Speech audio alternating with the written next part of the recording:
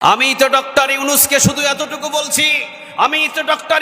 শুধু এতটুকু বলছি গাজাকে রক্ষা করার জন্য পৃথিবীর কারো দরকার নাই, শুধু ভিসার ব্যবস্থা করে দেন। হাজার হাজার লক্ষ লক্ষ বীর মুজাহিদ গাজায় জীবন দিতে বাংলাদেশ থেকে প্রস্তুত আছে, ঠিক না বেঠে? হাজার হাজার যুবক প্রস্তুত আছে। যদি গাজায় যাওয়ার শুধু ভিসার ব্যবস্থা করে দেন, দেখেন জীবন কিভাবে দিতে হয়, লড়াই কিভাবে করতে হয়, গাজাকে কিভাবে রক্ষা করতে হয়, বাংলাদেশের যুবকরা সেটা ভালোভাবে জানে। বাংলাদেশের যুবক এত সহজেই তাদেরকে হার মানানো যায় না। 17টা বছর পর্যন্ত এই বাংলার জমিনের ভিতরে যুবকদের উপরে অত্যাচার হয়েছে, যুবকদের গুম করা হয়েছে, যুবকদের ঘুম হারাম করা হয়েছে। এরপরেও বাংলাদেশ থেকে একটি দলকে কেউ মুছে দিতে পারে না। বাংলাদেশের যুবকেরা জানে, বাংলাদেশের বীর মুজাহিদেরা জানে যে 17 বছর নয়, 17,000 বছর যদি কোনো জালিম ক্ষমতায় বসে থাকে আর আমাদেরকে যদি হত্যা করে, হামলা দেয়, মামলা দেয়, জেল দেয়, জুলুম দেয়, এরপরও কোরআন বুকে নিয়ে ময়দানে 17,000 বছর লড়ে যাবে।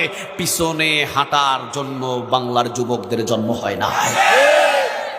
এই জন্য আমি বলেছিলাম যদি কোনো সুযোগ থাকে সুযোগ করে দেন। দেখেন বাংলাদেশের যুবক কিভাবে জিহাদের ময়দানে ঝাঁপিয়ে পড়ে, সারা বিশ্ব তাকিয়ে থাকবে, ঠিক না ঠিক? সৌদি আরবের সালমান যা করতে পারে নাই, পৃথিবীর যে ইসলামী সরকারগুলো করতে পারে নাই। বাংলাদেশ থেকে ভিসার ব্যবস্থা করে দেন, বাংলাদেশের বীর মুজাহিদরা সেটা করে দেখবে, সেটা করে দেখিয়ে দিবে ইনশাআল্লাহ। কারণ আমরা একজনকে জীবনের চাইতে ভালোবাসি। আওয়াজ দিয়ে বলেন তিনি কে? আরো জোরে আওয়াজ দিয়ে বলেন তিনি কে? আবুল আহাবের রক্ত বাংলার বীর মুজাহিদের শরীরে নাই। আবুল আহাবের রক্ত বীর মুজাহিদ যুবকদের শরীরে নাই। উদ্বার রক্ত নিয়ে আমরা বাংলার জমিনে জন্ম নিই নাই। আমাদের শরীরে আবু বকর, ওমর, ওসমান, আলীর রক্ত প্রবাহিত মা। ময়দান কিভাবে দখল করতে হয়, ময়দানে কিভাবে টিকে থাকতে হয়, আমরা বাংলার জনগণ ভালোভাবেই জানি, ঠিক না ঠিক? এই জন্য আমি মাঝে মাঝে বলেছিলাম, নাম ধরে আজকে বলে দিচ্ছি, বাংলার এই জমিনে আজকে এই চট্টগ্রাম সদাহা বিছিন্নপাড়া আলম সওদাগরের উদ্যোগে তাফসীরুল কোরআন মাহফিলে নাম ধরে একটা দলের নাম বলে দিচ্ছি। আমি এই চট্টগ্রামের ভিতরে 4 বছর মাহফিল করতে পারি নাই, 4 বছর মাহফিল করতে পারি নাই। আজকে আমি একটা কথা বলে দিলাম, বাংলার জমিনে এমন একটা দল আছে তাদেরকে জেল দিয়ে, জুলুম করে, অত্যাচার করে, ফাঁসি দিয়ে থামানো যায় না। সেই দলটাই হলো জামাত ইসলাম, ঠিক না ঠিক? এরা জীবন দিতে জানে কিন্তু জীবনে কোনোদিন পিছু হাঁটতে জানে না, ঠিক না ঠিক? 17 বছর পর্যন্ত সবচেয়ে বেশি যে দলের উপরে নির্যাতন হয়েছে সেটা হলো জামাত ইসলাম। কারো ঘর কেড়ে নিয়েছে, কারো বাড়ি কেড়ে নিয়েছে, কারো ঘুম হারাম করে দিয়েছে, কাউকে ফাঁসির মঞ্চে ঝুলিয়েছে। এমন পরিস্থিতি হয়েছে 12 বছর পর্যন্ত নিজের ঘরে ঘুমাতে পারে নাই। শুধু তাই নয়, বাবাকে ফাঁসিতে ঝুলিয়ে দেওয়া হয়েছে, আবার ছেলেকে আয়না ঘরে 12 বছর বন্দি রাখা হয়েছে। এমন রিপোর্ট নাই, এমন ইতিহাস নাই। তারপরও কি এই দলটাকে হারানো গিয়েছে?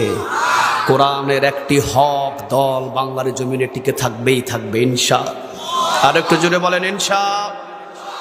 এই জন্য বিশ্বনবী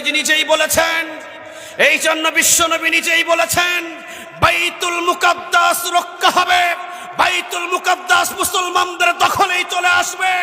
যেমন তেমন কোন কর্মী, যেমন তেমন বাপের সন্তান, যেমন তেমন আল্লাহওয়ালা বাইতুল মুকাদ্দাস দখল করবে না। তারাই দখল করবে যারা আল্লাহর জন্য জীবন দিতে 24 ঘন্টায় প্রস্তুত থাকে, ঠিক না ঠিক? তাদের হাতে বাইতুল মুকাদ্দাসটা দখল হবে। এই কথাটা আমার নয়, 1400 বছর আগে বলেছেন মুহাম্মদ সাল্লাল্লাহু আলাইহি ওয়াসাল্লাম। আমাদের বিশ্বাস, যদি ফিলিস্তিনে, যদি গাজায় যাওয়ার মতো বাংলাদেশ থেকে কোনো সুযোগ থাকতো, আল্লাহর কসম সবচাইতে বেশি বাংলাদেশের যুবকদের বেশি পাওয়া যেত। যদিও মুখে দাড়ি নাই, যদিও 5 ওয়াক্ত নামাজ কম পড়ে, যদিও তোরা কোরআন তেলাওয়াত শুদ্ধভাবে পারে না, কিন্তু বিশ্বের ভিতরে কোনো মুসলমানের উপরে আক্রমণ হলে সবচাইতে বেশি পেরেশান হয়ে পড়ে আমি মনে করি এই বাংলাদেশের মানুষেরা।